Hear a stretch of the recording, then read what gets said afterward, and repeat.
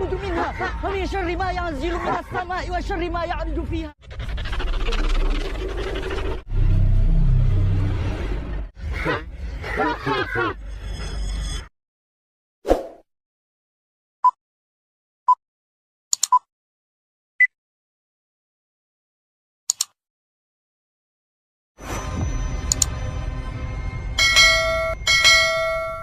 Film ini diawali dengan seorang pria tua bernama Amrullah yang sedang merasa gelisah. Dia merasa umurnya tidak panjang lagi karena sudah sering sakit-sakitan. Amrullah dulu punya istri bernama Hamidah, namun kini mereka telah berpisah dan hidup masing-masing. Amrullah tinggal bersama kedua anaknya, yaitu Hamzah dan juga Amron, serta menantunya Zahra dan cucu laki-lakinya bernama Farhan. Sementara itu, Bu Hamidah tinggal bersama anak kandungnya yang bernama Nata, lalu menantunya yaitu Sofi, lalu cucu perempuannya bernama Delia. Nenek, ini galak ya sama nenek.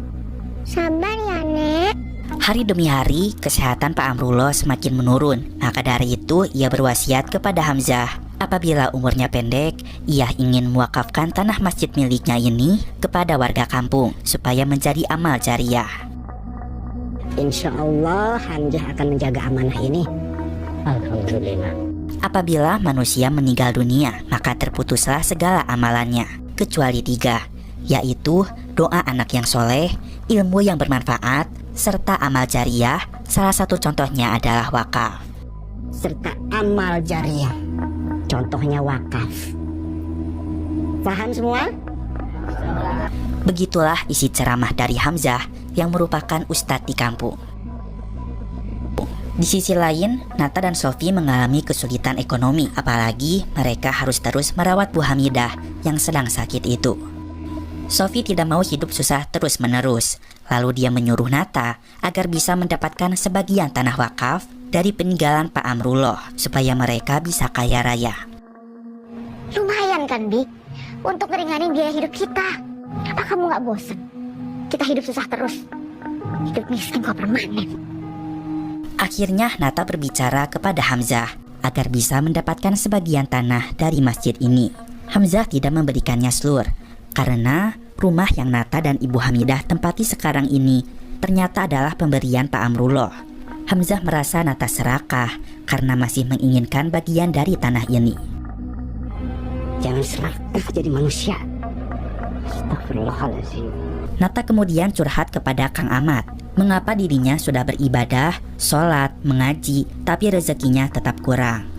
Kurang apa sih hidup saya, Kong?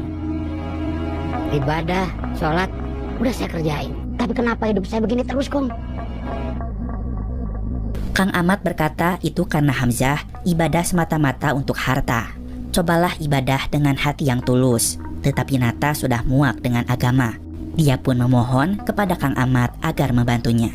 Nata bertanya, apakah Kang Ahmad kenal dengan orang pintar atau semacam dukun? Mengingat Kang Ahmad ini sudah lama tinggal di daerah ini.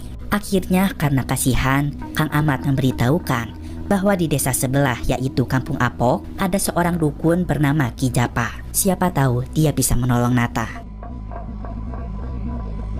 Akhirnya Nata beserta Sofi datang ke rumah Ki Japa. Jadi apa tujuan kalian datang ke sini? Mereka ingin menguasai tanah wakaf peninggalan Pak Amrullah.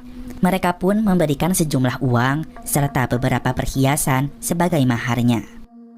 Sang dukun akhirnya menuruti keinginan mereka. Selanjutnya dukun berencana akan membunuh Pak Amrullah beserta semua orang yang memiliki ikatan darah dengannya, supaya Nata bisa mendapatkan tanah wakaf itu sepenuhnya.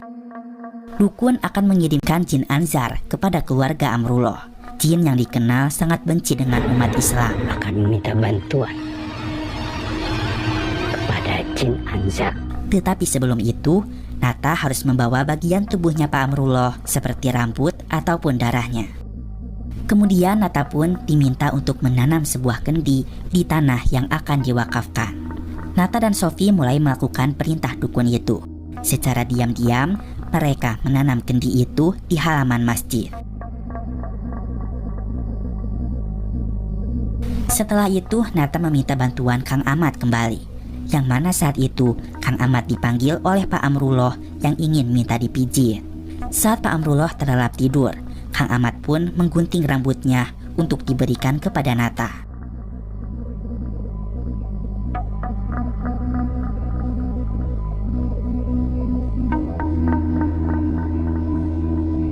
Akhirnya rambut Pak Amrullah diberikan kepada Ki Japa, beserta fotonya juga, sehingga ritual pun bisa segera dilaksanakan. Ki Japa juga sudah membongkar kuburan baru untuk mengambil tulang mayat.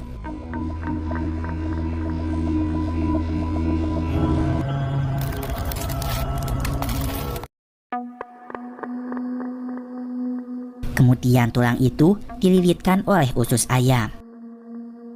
Aksara minal sarikati ma'udini wattakubalu Pamin sarikati aksara minal sarikati. Lalu Ki Japa membaca mantra. Tulang seketika patah, menandakan santet itu telah terkirim.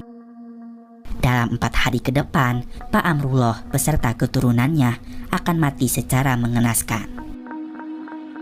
Malam pertama pun tiba.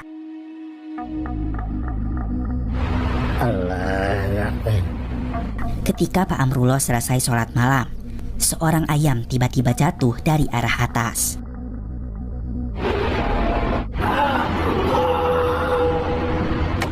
Jin Anzar kemudian menyerangnya hingga ia pun tewas secara mengenaskan.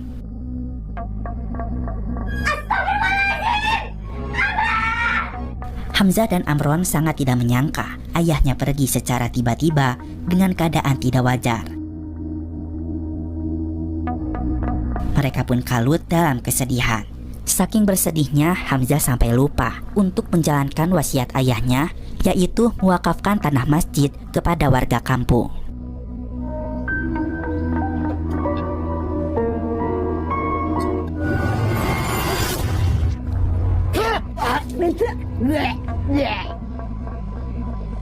Hamzah sebagai ustadz tidak mau terlalu larut dalam kesedihan. Dia pun kembali ke masjid untuk menjadi imam. Setelah semua jamaah pulang, Hamzah yang sendirian di masjid mendengar suara jin yang ikut sholat bersamanya. Allahu Akbar. Allahu Akbar. Assalamualaikum warahmatullah. Astagfirullahaladzim. Ketika hendak pulang, ia pun melihat keranda terbang. Hamzah sangat takut, lalu terbirit-birit pulang ke rumah. Malam telah usai. Ketika waktu subuh, Zahra, istri Hamzah, bergegas ke kamar mandi untuk mencuci pakaian.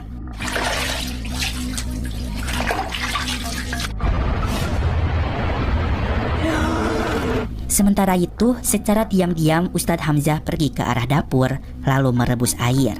Ketika Zahra selesai mencuci, dengan mata kepalanya sendiri, dia melihat sang suami menyiram badannya sendiri dengan air panas lagi mendidih. Hamzah pun tewas secara mengenaskan pada subuh itu. Amron, si anak bungsu, mulai sadar ada yang sedang mengirim santet kepada keluarganya.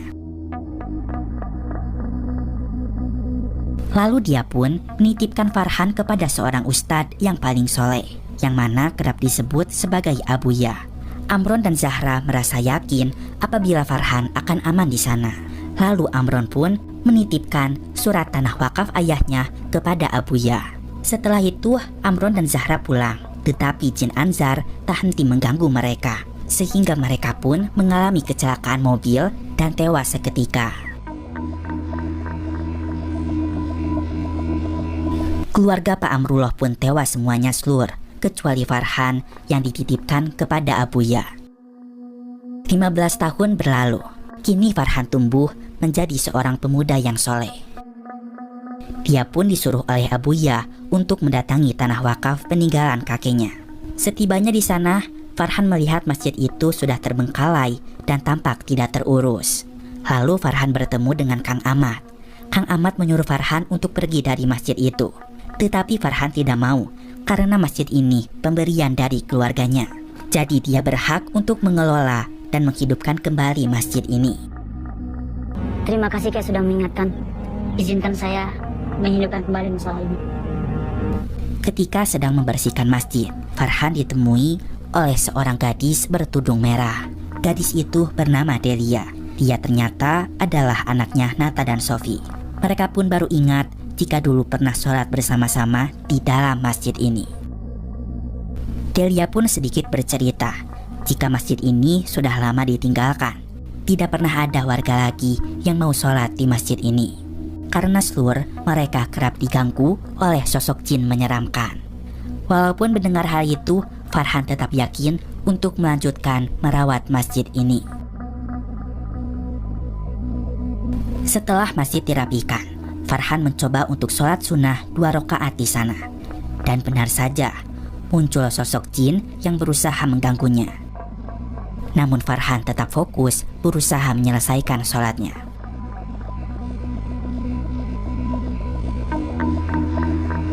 Setelah itu, Farhan mengumandangkan azan karena sudah masuk waktu subuh.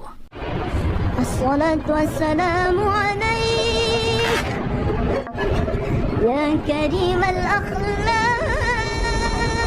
Di sisi lain, di rumahnya, Nata dan Sofi merasa terganggu dengan suara azan itu. Nata penasaran siapa yang azan di masjid. Allahu Akbar, Allahu Akbar. Ini berani itu. Bisa dibiarin.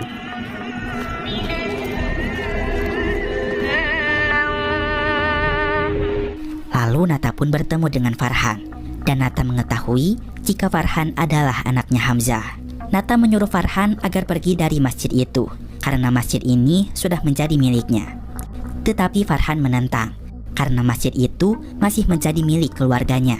Lalu dia pun menunjukkan sertifikat tanah itu sehingga Nata tidak bisa berkata apa-apa lagi. Nata kemudian pergi ke desa Apok untuk bertemu dengan dukun Capa lagi. Ia berniat ingin menyingkirkan Farhan. Tetapi ternyata Ki Japa sudah meninggal dan tempatnya pun sudah terbengkalai. Tetapi di tempat itu, mantra santet Jin Anzar masih tersimpan. Lalu kemudian Nata segera membacanya.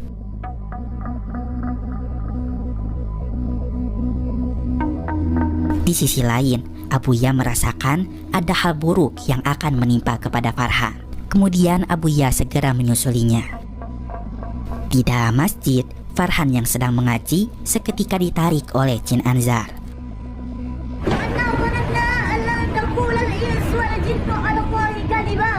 Lalu dia pun diseret sampai ke halaman luar. Di sana terlihat ada Delia sudah terikat di balik pohon.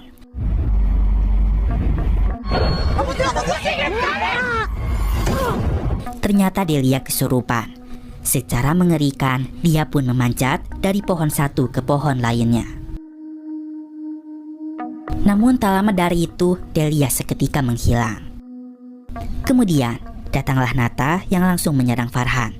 Dari arah belakang, Kang Ahmad berusaha memukul Nata karena dia merasa bersalah telah membantu Nata untuk menyantet keluarga Amrullah dengan diiming-iming akan diberikan komisi apabila tanah wakaf ini berhasil terjual. Tetapi sayangnya pukulannya tidak kena dan ia pun seketika tumbang. Beruntungnya tak berselang lama, Abuya datang. Abuya langsung membaca ayat-ayat suci Al-Quran. Hal itu membuat Nata seketika kepanasan. Lalu Abuya dapat merasakan ada sesuatu jahat yang ditanam di tanah ini. Abuya pun menyuruh Farhan untuk mengambil kendi yang terkubur itu, lalu hancurkan ke batang pohon. Sebelum kendi itu dihancurkan, Abuya meminta Farhan agar bersama-sama membaca doa Qoradotul Sulaiman. Illa hadaratin Nabi Sulaiman alaihi salam. Setelah itu, secara bersamaan mereka menghancurkan kendinya. Hal itu pun membuat Nata seketika tercekik oleh tasbih dan wajahnya mengalami luka bakar. Nata pun seketika meninggal dunia. Kemudian, Mang Ahmad berusaha meminta maaf kepada Farhan atas perbuatannya di masa lalu terhadap keluarganya. Setelah itu, ia pun meninggal dunia. Di sisi lain, tiba-tiba Bu Hamidah yang stroke bisa terbangun dari tempat tidurnya. Lalu dia mengambil gunting, kemudian menusuk Sofi secara bertubi-tubi.